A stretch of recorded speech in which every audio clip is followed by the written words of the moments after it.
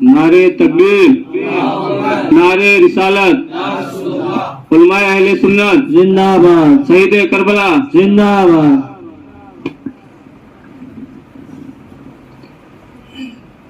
حاضرین محفل، السلام علیکم ورحمۃ اللہ وبرکاتہ۔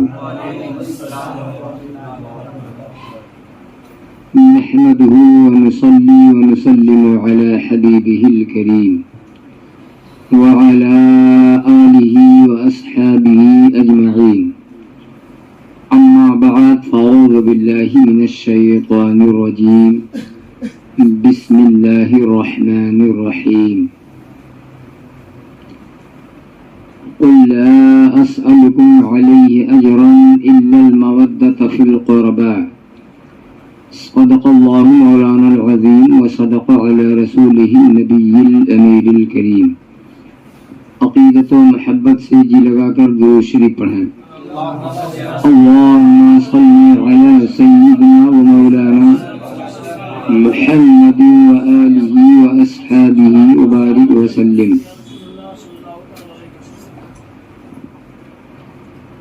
عزیزان گرامی، آج کی یہ محفل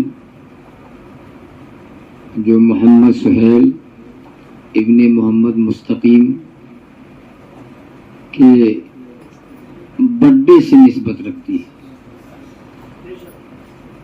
اب عام طور پر تو لوگ سنیں گے کہ آج برتھ ڈے ہے تو ان کو وہی سب خرافات نظر آئیں گے، کیک کاٹنا، پورے محلے بھر جمع ہو کر، محلے کی عورتیں جمع ہو کر بلا وجہ شرارت کرنا، شور مچانا۔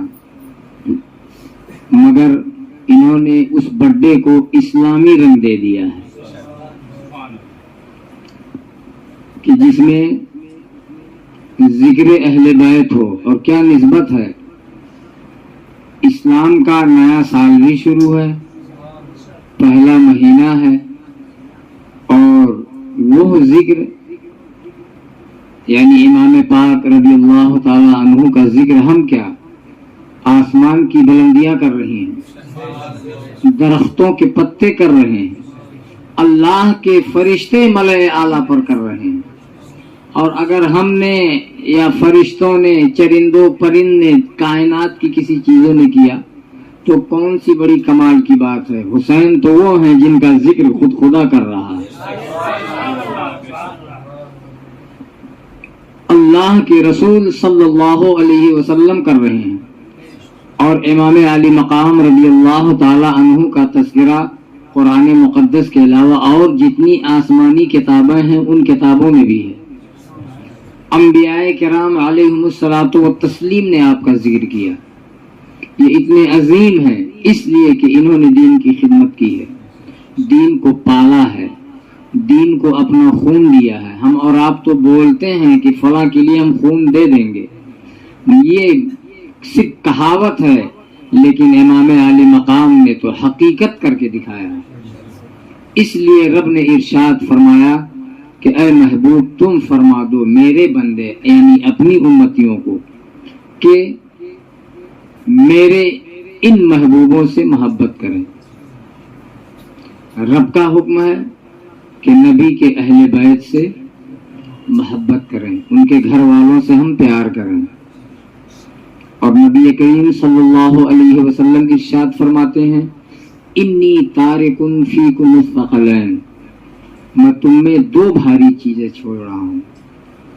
اب آپ اندازہ لگائیے، نبی خطاب فرما رہے تھے یعنی تقریر کر رہے تھے، اور سننے والے صحابہ کرام کی جماعت تھی جس میں صدیق اکبر، فاروق اعظم، عثمان غنی، مولائے کائنات اور دیگر اجلے صحابہ۔ حضرت صدیق اکبر، ان کی عظمتیں تمام انسانوں میں انبیاء کے بعد یہی افضل ہے۔ ایک مرتبہ حضرت صدیق اکبر رضی اللہ تعالیٰ عنہ کے تعلق سے نبی رحمت صلی اللہ علیہ وسلم نے ارشاد فرمایا جبریل امین سے کہ اے جبریل، اگر تم کو خدا یہ آفر دے دے کہ تم جو چاہو وہ بن جاؤ انسانوں میں، یہ آفر کر دے جبریل انسان میں تم جو چاہو وہ بن جاؤ تو کیا بنو گے؟ تو انہوں نے کہ عرض کی یا رسول اللہ اگر خدا مجھے یہ کہے کہ فرشتے کے علاوہ تم انسان بن جاؤ تو میں ابو بکر صدیق بن جاؤں گا۔ نبی کریم نے ارشاد فرمایا تم صدیق ہی بننا کیوں چاہتے ہو؟ انہوں نے عرض کی یا رسول اللہ وجہ یہ ہے کہ صدیق جس بھی محفل میں ہوتے ہیں آپ کی نگاہیں صدیق پر ٹکی رہتی ہیں۔ یہ اتنے محبوب تھے حضرت صدیق اکبر رضی اللہ تعالیٰ عنہ۔ حسین کی تقریر، ان کی عظمت کو ایسے ایسے صحابہ کرام نے سنا، ایسے لوگوں کے بیچ میں نبی رحمت صلی اللہ علیہ وسلم نے اپنے اہل بیت کا تذکرہ کیا اور ان بزرگوں نے مانا بھی، عقیدت بھی رکھی، پیار بھی کیا۔ عزیزان گرامی، اب اہل بیت ہیں کون؟ عام طور پر لوگ تو سمجھتے ہیں کہ مولا کائنات ہیں، خاتون جنت ہیں، امام حسن اور حسین رضوان اللہ تعالی علیہم اجمعین ہیں۔ عام طور پر جو لوگ کم پڑھے لکھے ہیں، اور شیعوں نے تو نبی رحمت صلی اللہ علیہ وسلم کی بیٹیوں کا بھی انکار کر دیا ہے۔ وہ لوگ کہتے ہیں صرف ایک ہی بیٹی ہے نبی کی، وہ بھی خاتون جنت۔ میں جمعہ میں آج تقریر کر رہا تھا اپنے جامع مسجد میں لوگوں کو پوچھا ہمارے نبی کی کتنی بیٹیاں ہیں، تو پوری زبانیں خاموش تھی معاذ اللہ۔ مطلب کسی کو اتنی ہمت نہیں ہوئی کہ کہہ دے 4 بیٹیاں۔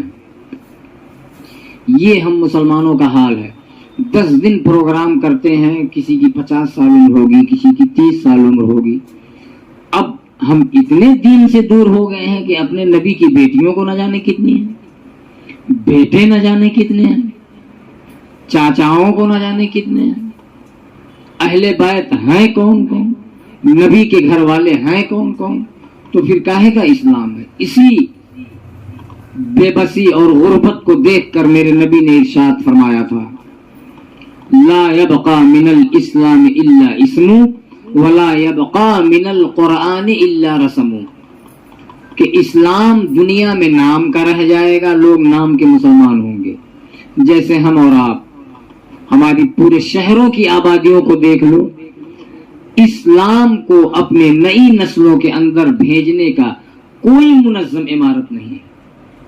وہی ایک دارالعلوم ہے، مسجد اور مدرسہ، لوگ اسی کو فوکس بنائے ہوئے ہیں کہ وہی مذہب اسلام کی اشاعت ہو رہی ہے۔ اب انگریزی جو بچے تعلیم حاصل کر رہے ہیں ان کو ہم اسلام کیسے دیں؟ اور اگر وہ مدرسے ہیں تو غربت کا رونا رو رہے ہیں، ان کی زندگی زکوٰۃ اور فطرے پر ہے۔ لوگوں کی زکاتیں نہ جائیں تو مدرسہ نہ چلے۔ مدرسہ زکوٰۃ سے نہیں پالا جاتا ہے، صدقات سے نہیں پالا جاتا ہے، گاڑھی کمائی سے پالا جاتا ہے۔ عزیزان گرامی، یہ صدقات و زکوٰۃ تو غریب کا ہے، بیوہ کا ہے، یتیم کا ہے، لولے اپاہج کا ہے، لنگڑے کے لیے ہے۔ اسلام کی اگر خدمت کرنی ہے مسلمانوں تو اپنی گاڑھی کمائی سے کرو، اس پیسے سے جس سے اپنا راشن خریدتے ہو اسی سے اسلام کا بھی حصہ نکالو، تب کہیں گے کہ ہم اسلام کی خدمت کر رہے ہیں۔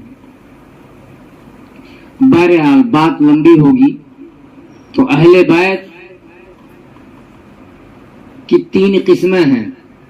ایک ہیں اہل بیت نسب، نبی کے گھر والوں کو سنیں آپ لوگ، یعنی آپ کے ماں باپ، بیٹے اور بیٹیاں، آپ کے چچا، پھوپھیاں، خالو، نانا نانی، یہ سب جو نبی رحمت صلی اللہ علیہ وسلم کے خاندانی رشتہ دار ہیں، ان کو بھی کہتے ہیں اہل بیت۔ بات سمجھ گئے کہ نہیں؟ اب نبی کریم صلی اللہ علیہ وسلم کے جتنے چچا ہیں سب اہل بیت ہیں، مگر یہاں ایک قید ہے، اہل بیت ہونے کے لیے نبی کے عقیدے سے عقیدہ ملنا ضروری ہے، نبی کے ایمان سے ایمان کا ملنا ضروری ہے، ورنہ نبی کریم صلی اللہ علیہ وسلم کے سگے چچا ہیں حضرت حمزہ، حضرت عباس اور دیگر، ان کو دنیا اپنے سینے میں بسائے ہوئے ہے، اور انہی چاچاؤں میں ایک ہے ابو لہب اور ایک ہے ابو جہل، جس کو رب نے جہنم کا لقمہ بنا دیا۔ کیوں؟ اس لیے کہ ابو جہل کا عقیدہ، اس کا ایمان نبی کے عقیدے اور ایمان سے میل نہیں کھا رہا تھا۔ پتہ یہ چل رہا ہے اہل بیت ہونے کے لیے شرط یہ ہے کہ وہ نبی کے دین پر ہو، نبی کے عقیدے پر ہو۔ اور دوسرے ہیں لاحق اہل بیت، یعنی نبی کریم صلی اللہ علیہ وسلم جن عورتوں سے نکاح فرمائے، جن کا تعلق ہوا نبی سے، جنہوں نے قربت حاصل کی نبی کو، وہ ہیں نبی کے اہل بیت۔ اچھا آپ بتاؤ، بیوی اہل بیت میں نہ ہو یعنی گھر والوں میں سے، اور بیٹی ہو، یہ صحیح ہے؟ آپ اپنی بیوی کو کہیں گے کہ یہ میری گھر والی نہیں ہے؟ ہاں؟ پورے گھر کی تو ملکہ بیوی ہوتی ہے۔ تو شیعوں نے ازواج مطہرات یعنی امہات المومنین کو بالکل بائیکاٹ کر دیا کہ یہ گھر والے نہیں ہیں۔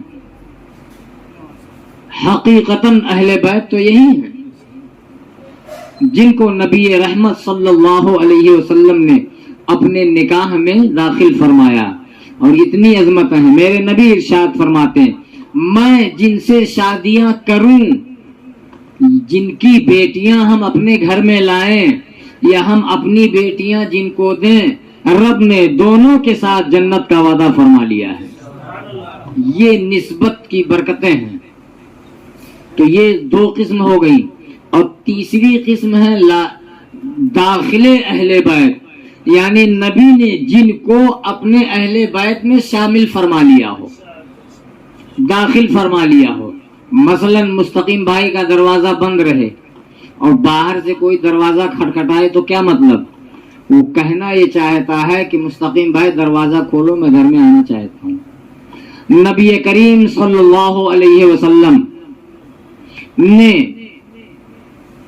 چادر رحمت پھیلا کر خاتون جنت کو داخل فرما کر، مولا کائنات کو داخل فرما کر، حضرت حسنین کریمین رضوان اللہ تعالی علیہم اجمعین کو داخل فرما کر، اور پوری کائنات کو یہ بتایا کہ اے لوگو، میری بیویاں، میرے چچا باپ دادا تو سب اہل بیت ہیں ہی، میرے بیٹا بیٹیاں اہل بیت ہیں ہی، میں آج عطا کرتا ہوں میری عطا سے میرے حسن اور حسین بھی میری اہل بیت ہیں، خاتون جنت اہل بیت ہیں، اور مولا کائنات اہل بیت ہیں۔ ان سے محبت خدا مانگتا ہے، نبی محبت مانگتے ہیں۔ کیوں؟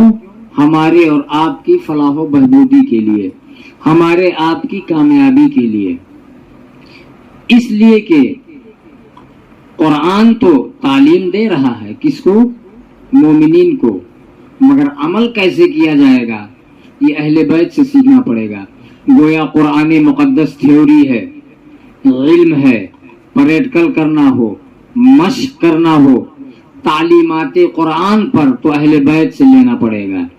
لہذا بات اس نتیجے پہ آئی کہ جس کو اسلامی زندگی جینا ہے، اسلامی طرز زندگی پر زندگی گزارنا ہے، تو وہ دین خاتون جنت فاطمۃ الزہرا سلام اللہ علیہا کے آنگن سے لے تو موت رب کربلا کا فیضان بنا دے گا۔ اب ذرا دیکھو دین کیسے تھا اور دین کی خدمت کیسے انہوں نے کی۔ خاتون جنت رضی اللہ تعالی عنہا کا جب وصال کا وقت قریب آیا تو مولا کائنات کو بلائیں اور عرض کرتی ہیں، میرے سرتاج، میں اب دنیا سے جانے والی ہوں، یہ تاریخیں آپ سن رہے ہوں گے، میرے بعد آپ نکاح ضرور کریں گے۔ حضرت علی نے ارشاد فرمایا، فاطمہ یہ کیا بات کر رہی ہو؟ جدائی کا وقت ہے، موت کی بات ہو رہی ہے، تم شادی کی باتیں کر رہی ہو؟ تو انہوں نے ارشاد فرمایا کہ میرے سرتاج، مجھے ضرورت ہے آپ کسی بہادر خاندان کی بیٹی سے نکاح کرنا۔ آپ نے فرمایا کہ فاطمہ، بہادر بیوی کی کیا ضرورت ہے؟ بیوی گھر کی ملکہ ہوتی ہے، گھر کو دیکھ بھالنے کے لیے کوئی بھی ایک عورت آئے گی گھر سنبھالے گی. تو خاتون جنت نے ارشاد فرمایا نہیں، مجھے ضرورت ہے بہادر بیوی کی، بہادر خاندان کی، بہادر بیٹی آئے گی تو بچے اس سے بہادر پیدا ہوں گے جو میدان کربلا میں میرے حسین کے ساتھ کام آئیں گے، حسین کے سپاہی بنیں گے. عزیزان گرامی، وقت موت دین پروری کی اتنی فکر ہے خاتون جنت کو کہ آپ بعد موت بھی اپنا فیضان اور اپنے لہو کو اسلام کے لہو میں ڈالنا چاہتی ہیں. مختصر سماعت فرمائیے. حضرت علی نے نکاح فرمایا، کئی نکاح فرمائے، کل 17 بیٹے اور بھی ہوئے، اولادیں ہوئی آپ کی دوسری بیویوں سے. ان میں سے ایک بیوی کا نام فاطمہ تھا، ان کو لوگ ام البنین کہتے ہیں. ام البنین یعنی بیٹوں والی ماں. ان کے 4 بیٹے پیدا ہوئے، چاروں میدان کربلا میں گئے تھے اور سب جامع شہادت نوش فرمائے. یہ باتیں جلدی نہیں سن پاتے ہیں آپ لوگ. حالانکہ یہ بات خطبات محرم میں ہے، سب علماء یہی پڑھتے ہیں، مگر باریکیاں نکالنا بڑا مشکل کی بات ہوتی ہے. یہ تذکرے ہیں ان کے خطبات محرم میں لکھا ہوا، میں ابھی دکھا دوں. بہرحال گہرائی سے کتاب پڑھنا چاہیے.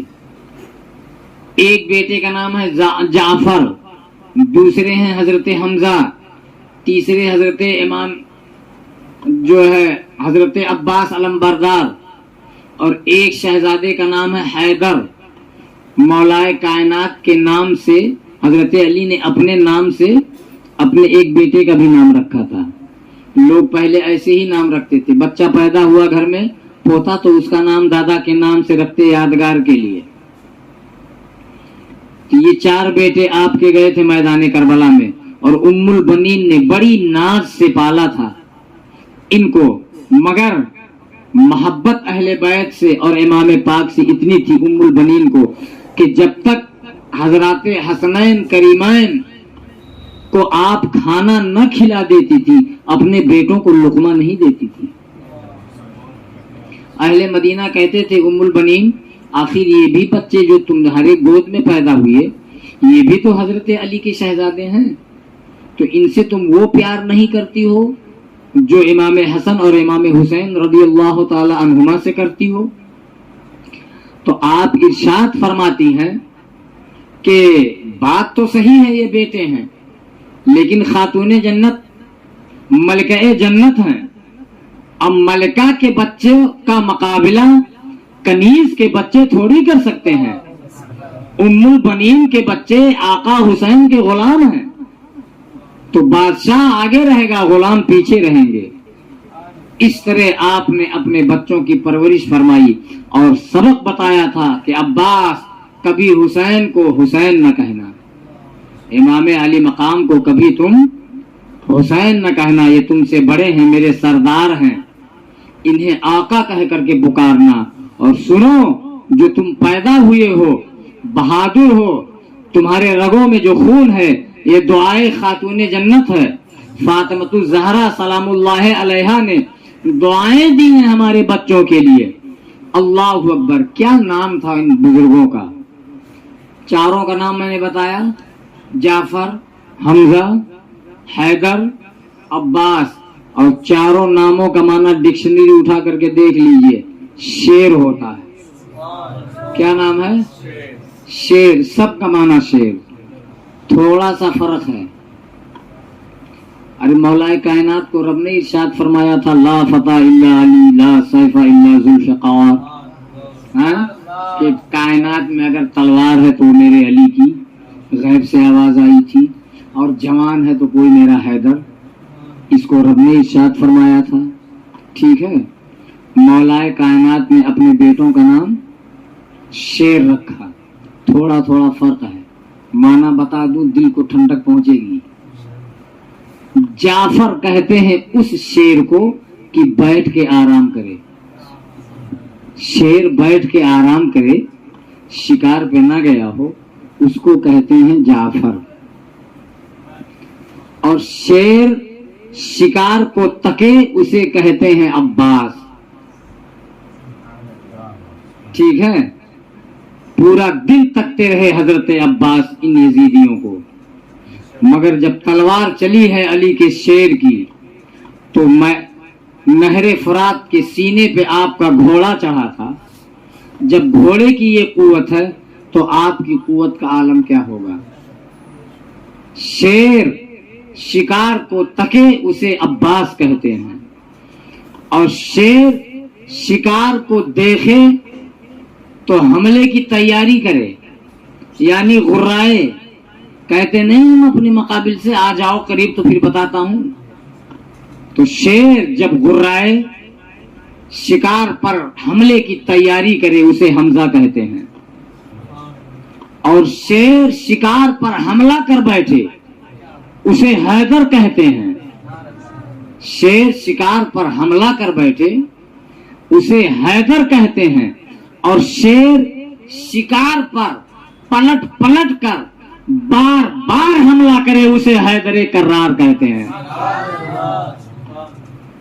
अजीजाने गिरामी, ये है उन शेरों की हकीकत। अल-मुख्तसर, हजरत उम्मुल बनीन के चारों बेटों ने दीन की परवरिश के लिए ऐसी पासबानी की कि शहादत का मर्तबा पाया, और ता क़याम क़यामत इस्लाम के शजर को ऐसा सींचा कि अब लाखों यजीदी आए मगर उनके तूफान से इस्लाम के दरख्त की एक टहनियां क्या, पत्ते तक भी नहीं गिरा सकते। इसलिए दीन अगर सीखना है तो खातून जन्नत के आंगन से सीखो, और ऐसा सीखो कि दूसरों को सिखा सको। अजीज़ाने मिल्लत इस्लामिया, मैदान करबला के बाद लोग बोलते हैं कि अहले बैत के जो सैयदानियाँ थी, खातून थी, उनके सरों से चादरें खींची गई। बोल जाते हैं मुझे ये रवायत हजम नहीं होती है। क्यों? अहले बैत की चादर और वो जालिम खींच लें, ये कहाँ हो सकता है। हजरत इमाम अहमद इब्न हम्बल रज़ी अल्लाह ताला अन्हु को जब मारा लोगों ने बगदाद में कोड़े से, तो आपका इज़ार टूट गया, यानी इज़ार बंद, और हाथ तो बंधा हुआ था। आपने फौरन दुआ की, रब से ऐ बारे इला, अब तक अहमद मार खाता रहा, तुझसे कोई शिकवा नहीं किया, मगर अब मेरी आबरू तेरे इस्लाम के खातिर लुटने जा रही है, मेरी इज्जत को बचा ले। वो जालिम जल्लाद जो आपको मार रहे थे, उन्होंने खुद देखा गैब से 2 हाथ जाहिर हुए और आपके लुंगी को उस हाथ ने बांध दिया, यानी आप बेपर्द न हुए। लोगों ने कहा इमाम अहमद इब्न हम्बल ये हम क्या देख रहे हैं।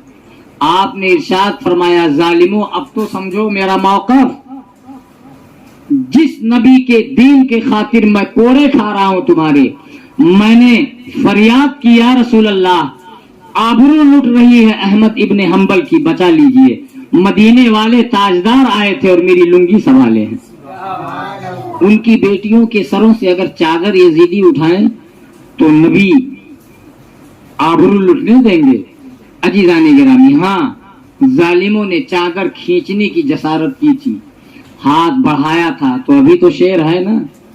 इमाम ज़ैनुल आबिदीन रज़ी अल्लाह ताला अन्हु ने इरशाद फरमाया, यजीदियों खबरदार, आंचलों पे हाथ न उठाना, वरना सुनो इम्तिहान का वक्त खत्म हो गया है, अब शान का वक्त आ गया है। जब ज़ैनुल आबिदीन अहले बैत की शान दिखाना चाहेगा तो फिर तुम कहीं का ना रहोगे। इन जालिमों ने इमाम ज़ैनुल आबिदीन रज़ी अल्लाह ताला अन्हु को कैद कर दिया था, हथकड़ियां लगाई थी। आपके मानने वालों में से एक खाना लेकर गया, जेल खाना, इमाम ज़ैनुल आबिदीन की बारगाह में, तो देखा कि आप कैद हैं, तो मुरीद रोने लगा। अरे आज के पीर पर हम रोते हैं तो पीरों के पीर थे। आपने इरशाद फरमाया, क्यों रो रहे हो बेटा? اس نے کہا حضور کاش میں قید ہوتا اور آپ آزاد ہوتے، ہتھکڑیاں مجھے لگتی۔ فوراً علی کے شیر نے اپنی شان دکھائی اور جیسے ہی ہاتھ کو حرکت کی نا، لوہے کی ہتھکڑیاں فوراً کٹ کٹ ٹوٹ گئیں۔ آپ نے ارشاد فرمایا بیٹے تم فکر نہ کرو، میرا خدا جس میں راضی ہے ہم اہل بیت اسی میں راضی ہیں، رب میرا چاہتا ہے امام زین العابدین تم ایسے ہی رہو، اس لیے میں رہنا چاہوں، اور اگر میں چاہوں آزاد ہو جاؤں تو دنیا کے تالے اور ہتھکڑیاں اہل بیت کا کچھ بھی نہیں بگاڑ سکتی ہیں۔ عزیزان گرامی، یہ عظمتیں ہیں اہل بیت کی، انہوں نے دین کو پالا ہے۔ اب مختصر میں ایک واقعہ بتا کر اپنی بات ختم کروں گا۔ میں نے یہ عرض کیا تھا کہ جس کو دین سیکھنا ہو وہ خاتون جنت کے گھر سے حاصل کرے۔ امام حسن رضی اللہ تعالی عنہ کی اپنی بیوی سے کچھ انبن ہو گئی تو آپ نے ارادہ فرمایا کہ اب طلاق دے دوں گا۔ یہ بات حضرت امام حسین تک پہنچی تو وہ آئے اور عرض کرنے لگے بھائی جان میں نے سنا ہے کہ آپ بھابھی کو طلاق دینا چاہتے ہیں۔ انہوں نے کہا ہاں بات ایسی ہی ہے۔ تو امام حسین نے عرض کی بھائی جان آپ طلاق کیوں دے رہے ہیں؟ تو امام حسن رضی اللہ تعالیٰ عنہ نے ارشاد فرمایا کہ دیکھو میری بیوی میرا لباس ہے، قرآن کہہ رہا ہے ہن لباس لکم وانتم لباس لہم، بیوی شوہر کا لباس ہے اور شوہر بیوی کا لباس ہے، یعنی کوئی کسی کی عیب کو آؤٹ نہ کرے۔ آج تو بیویاں نافرمانی کر دی، 4 عورتیں محلے کی ہو گئی تو شوہر کی دھلائی شروع، اور نالائق کچھ ایسے شوہر بھی ہیں جو اپنی بیویوں کی برائی کرتے ہیں، اسی بیوی کی جس کے ہاتھ میں، جس کے قبضے میں، جس کے بھروسے پر ہم نے پوری اپنی اولادیں اور پورا گھر دے دیا ہے، اس کی برائی کر کے ہمیں کیا ملے گا؟ اور اس شوہر کی برائی بیوی کرے جس کا دانا کھاتی ہے۔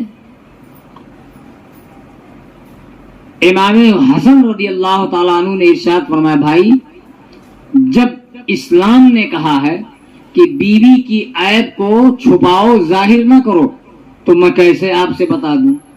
سگے بھائی سے بیوی کے تعلق سے آپ بتائے نہیں، وقت گزر گیا، آپ نے طلاق دے دی، پھر آپ کو پتا چلا تو پھر آئے عرض کرنے لگے بھائی جان اب تو بتا دیجئے آپ نے طلاق کیوں دیا تھا؟